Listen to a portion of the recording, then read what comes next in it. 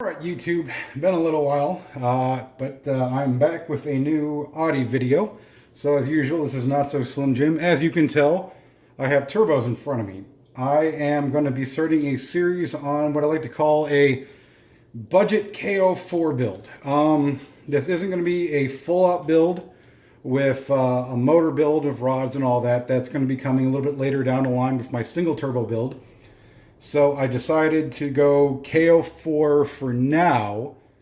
Yeah, I know, I'm crazy, whatever.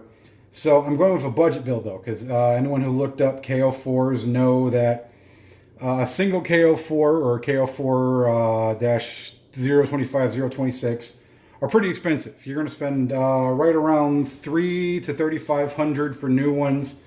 You can, if you're lucky, you can find a set of used ones in good shape for around $2,000, and if you want, you can buy the center portion of them brand new for about $300 to $350, and you can rebuild them, or if they're still in good shape, keep using them. But I'm doing a different route. I bought a set of Roto turbos, and these are actually really quite nice. The casting on them is really nice. If you look at the inside of the bore on them, everything lines up really well. You can't tell too well on here, but the fit and finish is nice. The bearings feel beautiful. They have zero lag in them. There's almost no back and forth.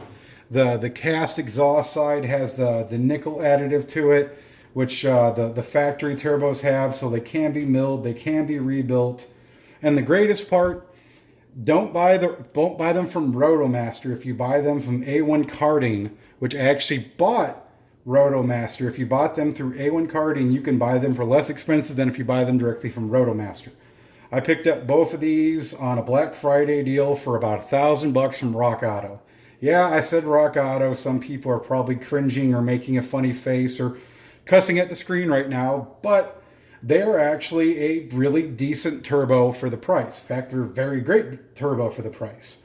And the greatest part is, like I said, they're completely two-spec. They're made they're assembled in Canada. I'm sure a lot of their castings come from either Taiwan, Philippines, China. But if you look at Silly Rapid Motorsports, JHM, any of the aftermarket guys, they get most all of their parts from China as well. The big thing is making sure you get quality parts, making sure you spec them, making sure you don't get the $100 eBay turbo. So these are nice. They have good metallurgy in them. The castings are really well. The center section, the CHRMs are really good.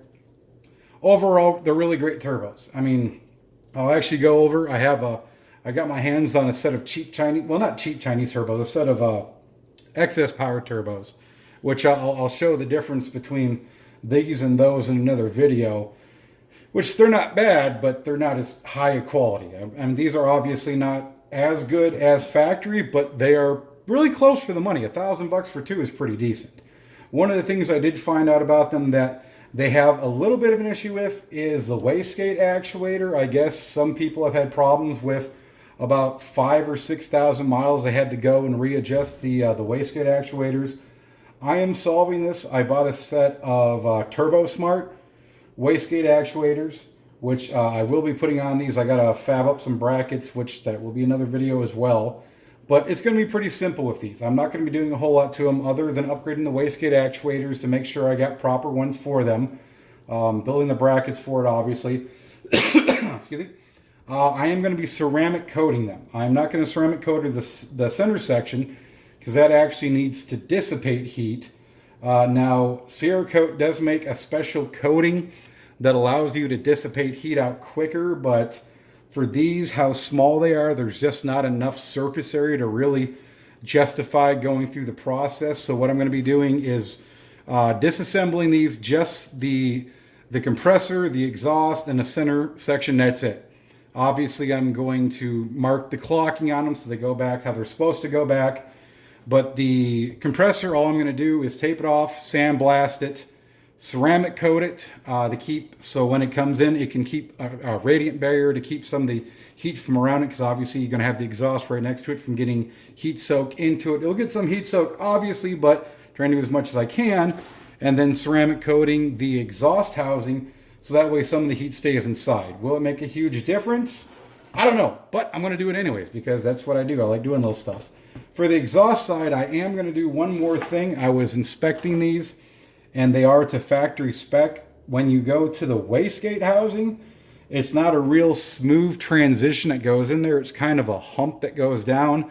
So I will be just kind of smoothing that out.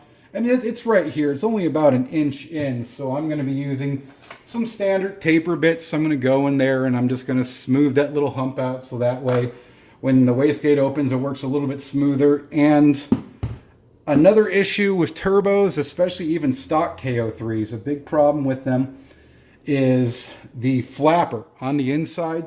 Sometimes this little nipple that holds the flapper to the flapper arm, they like to get loose, and that flapper, after closing so many times, eventually that little rod in there can snap.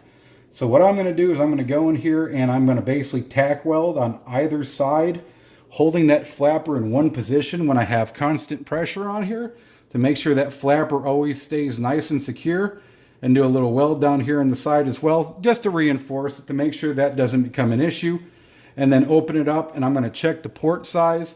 And if I need to, I'll do some very light porting. I'm not talking about opening it up huge and putting an exhaust valve on there like the Japanese guys do. But I'm going to go in here just a little bit and go over a little porting. But again, that's going to be a whole separate video of working just on the flapper arm to the flapper itself, and also the porting. So I have these guys right here. I'm waiting for the Sierra Coat ceramic 2000 degree paint to come in. Waiting for the Turbo Smart actuators to come in. I ordered them. Both of them should be here by next week. When those come in, I can start taking these guys apart and start working on them. I already have all the piping for it. The 85 millimeter MAF body, the 550 cc injectors. I have a tuner working on my spare ECU to get the tune ready for me. I have a whole bunch of little stuff I'm going to be doing during the actual upgrade for these guys. It's going to help improve the system, which we'll go over once we get to the actual install videos. It's probably going to end up being at least 4 or 5 videos altogether. So that way it's not one super long, hour-long video like I've done in the past. But this is my little sneak preview. So as I said, this is going to be our little project to go along. So we'll have more to come soon.